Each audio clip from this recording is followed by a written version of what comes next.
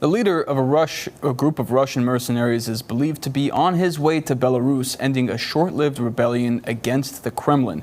Top U.S. officials are questioning if the situation has exposed cracks in Russian President Vladimir Putin's authority. And KCAU-9's Rashad Hudson has more from Washington.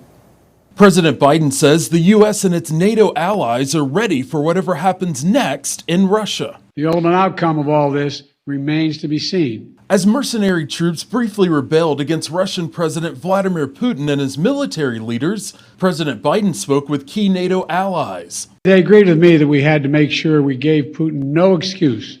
Let me emphasize, we gave Putin no excuse to blame this on the West or to blame this on NATO. On Saturday, Wagner Group troops marched toward Moscow after months of public disputes between the mercenary leader Yevgeny Prigozhin and Russian defense officials. This was part of a struggle within the Russian system.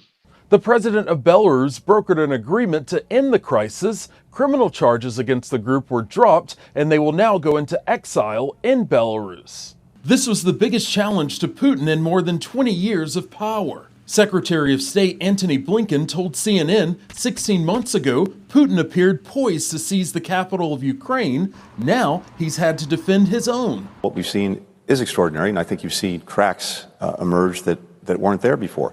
Ohio Republican Congressman Mike Turner says the situation raises questions about Putin's grip on power. This really does hurt Putin in his efforts to continue the war in Ukraine. President Biden says he also spoke to Ukraine's president to reaffirm U.S. support.